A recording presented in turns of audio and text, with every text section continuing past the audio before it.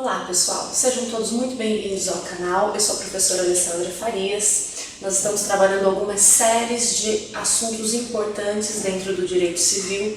Hoje o nosso tema é sobre validade, requisitos de validade do negócio jurídico. É um tema importantíssimo porque cai nas provas, cai nos concursos, cai na OAB e você precisa ter bem fresco na sua mente e lembrar de cada um dos detalhes que são relacionados a esse tema. Quando nós falamos sobre requisitos de validade, a primeira coisa que tem que vir à sua mente é o 104 do Código Civil. Lá estão os requisitos de validade do negócio jurídico. Então vamos dar uma olhadinha no código.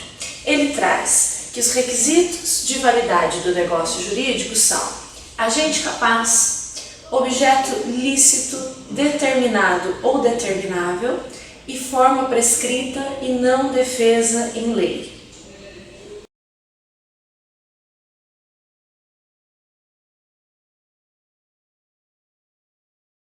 Além desses requisitos, nós vamos ainda acrescentar mais um requisito que a doutrina geralmente acrescenta aos requisitos de validade do negócio jurídico, que é a manifestação da vontade.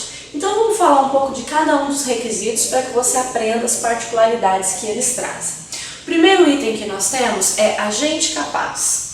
Quando eu falo em agente capaz, eu estou trazendo uma matéria lá do primeiro semestre, que é justamente capacidade. Vamos relembrar o que é capacidade. Capacidade é aptidão para a prática de atos da vida civil, ou seja, a pessoa sozinha está apta a praticar atos da vida civil.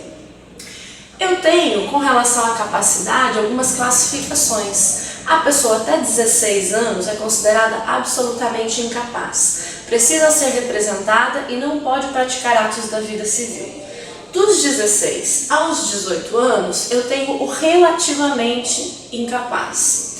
Ele, ao praticar algum ato, precisa ser assistido pelo seu representante legal.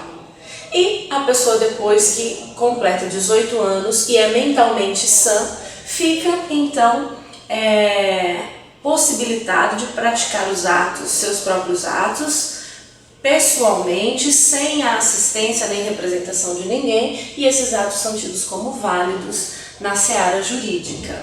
Muito bem, é importante ressaltar com relação a esse assunto que os atos praticados por um absolutamente incapaz, ou seja, aquela pessoa que é menor de 16 anos, são atos nulos de pleno direito, padecem do requisito de validade da capacidade para fazer atos da vida civil. Então, quando eu tenho uma pessoa menor de 16 que está realizando algum ato, esse ato é nulo. Quando eu tenho uma pessoa de 16 a 18 anos realizando algum ato da vida civil, eu digo que esse ato pode ser anulável. Ou seja, se o representante legal estiver de acordo com esse ato, ele vai se consolidar na esfera jurídica. Se o representante legal entender que naquele momento ele não estava assistido, que aquele não é o melhor para aquele relativamente incapaz, esse ato obrigatoriamente será desfeito. O assunto da incapacidade é muito importante porque percebam vocês que ele pode trazer um vício de nulidade ou de anulabilidade para o negócio jurídico. Então eu preciso sempre estar atento, relembrando, o absolutamente incapaz, ele precisa ser representado e os atos praticados por ele são nulos de pleno direito. O relativamente incapaz vai ser assistido e os atos praticados por ele podem eventualmente ser anulados se a pessoa que o assiste entende que não são benéficos. Então essas são as considerações com relação à capacidade.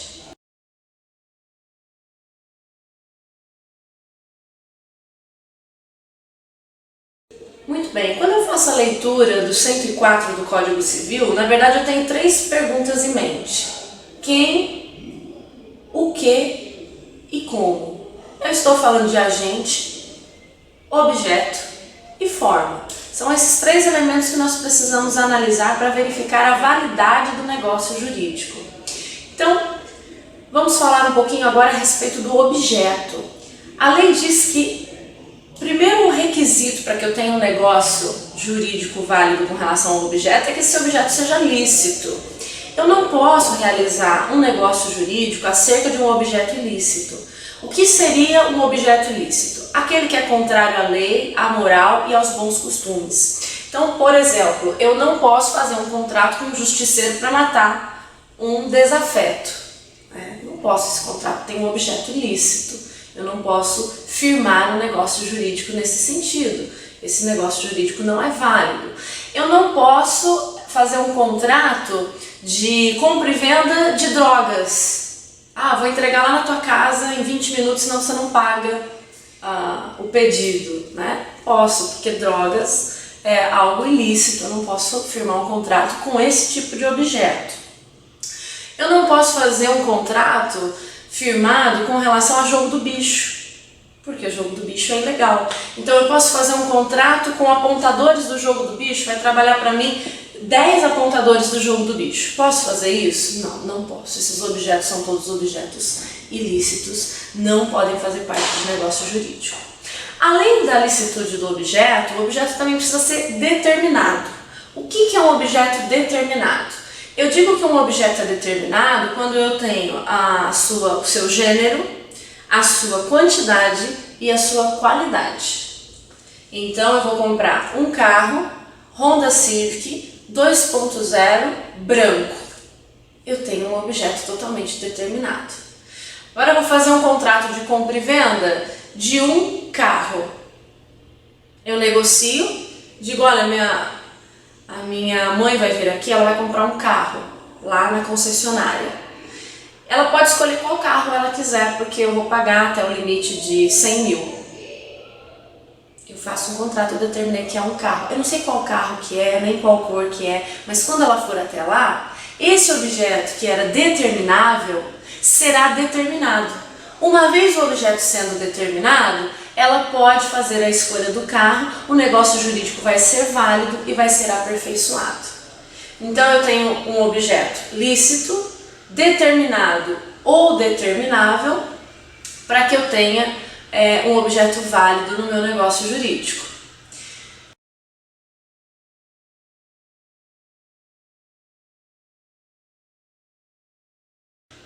Além do objeto, eu tenho um último requisito que é a forma adequada, que é a forma prescrita ou não defesa em lei. A expressão não defesa em lei significa não proibida pela lei. Aqui nós temos duas maneiras de negociar, e nós já vimos isso quando nós falamos de contratos solenes e não solenes. Existe um tipo de contrato que ele tem forma livre. Por exemplo, uma compra e venda de coisa móvel qualquer, que não exija documentação.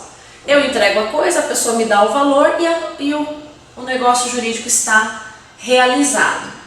Para determinados negócios jurídicos, eu tenho forma prescrita em lei. Então, a lei me diz como eu tenho que fazer, qual é o prazo, se precisa de algum documento público. Quando isso acontecer, eu estou obrigada a cumprir essa disposição legal. Porque se eu não cumprir essa disposição, o meu negócio jurídico padece por falta de um dos requisitos de validade.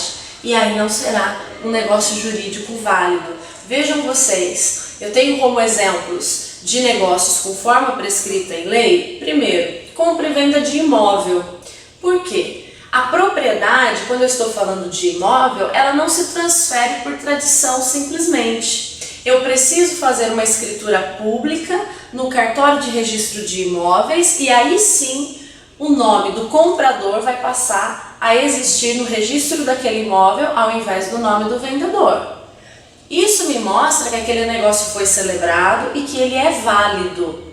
Então é assim que eu transfiro propriedade de bem imóvel. Esse é um típico negócio solene, é um típico negócio de forma prescrita em lei. Eu preciso ir até um órgão específico, eu preciso fazer uma escritura pública, eu preciso dar notariedade, conhecimento desse acontecimento para os demais, para que ele se aperfeiçoe. Um outro exemplo de contrato solene muito conhecido é o casamento. Eu posso fazer um contrato de casamento na minha casa, eu mesmo redijo lá um contrato e digo, olha, fulano e ciclano estão casados. Não, não posso fazer isso. Eu preciso dar entrada no cartório, eu preciso esperar correr 15 dias de proclamas, eu preciso de publicação no Diário Oficial. Então tem uma série de procedimentos que a lei exige para que esse casamento seja considerado válido, senão ele não será considerado válido. Então, esses são os 3 requisitos que a lei me traz, o artigo 104 me traz, a respeito da validade do negócio jurídico. Recordando, agente capaz, objeto lícito determinado ou determinável e forma prescrita ou não defesa em lei. A doutrina acrescenta mais um elemento ainda a esses 3 itens do 104, que é a manifestação de vontade. A manifestação de vontade ela é essencial para a existência do negócio jurídico. Sem manifestação de vontade, eu não tenho negócio jurídico. Por quê? Porque se eu quero comprar e a pessoa não quer vender, onde é que está o negócio? Não há negócio jurídico. Então precisa haver manifestação da vontade de ambas as partes para que o negócio se desenvolva. Além disso, essa vontade, essa manifestação de vontade precisa ser livre e desimpedida. Então a pessoa não pode estar sendo coagida a fazer determinada coisa, ela não pode estar sendo obrigada, ela não pode estar sendo iludida, porque qualquer vício na manifestação de vontade vai me gerar um vício do negócio jurídico, que são erro, dolo, coação, simulação. Esses vícios podem gerar uma situação de nulidade ou de anulabilidade de acordo com o vício que foi observado.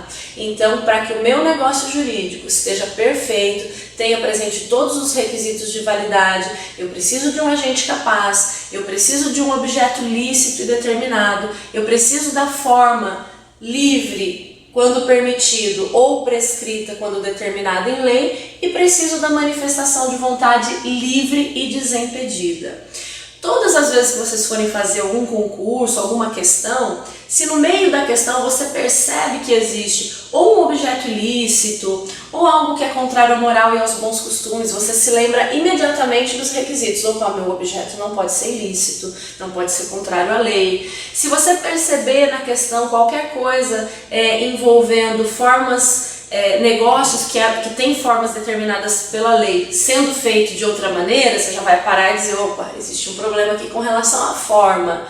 Ou o próprio agente, se o exercício diz, um menor de 16 anos comprou, vendeu, negociou, fez qualquer coisa assim, imediatamente já tem que vir à mente de vocês que há um problema com os requisitos do negócio jurídico. Então, quando não tem requisitos de validade, não tem um negócio jurídico válido. É importantíssima essa matéria, tá bom? Então prestem bastante atenção. Se tiverem dúvidas, mandem para o canal, porque eu vou começar a responder as dúvidas também. Se vocês quiserem vídeos sobre um tema específico, pode postar lá também que a gente coloca na ordem para gravar. Muito obrigada a todos vocês, um beijo grande, até a próxima!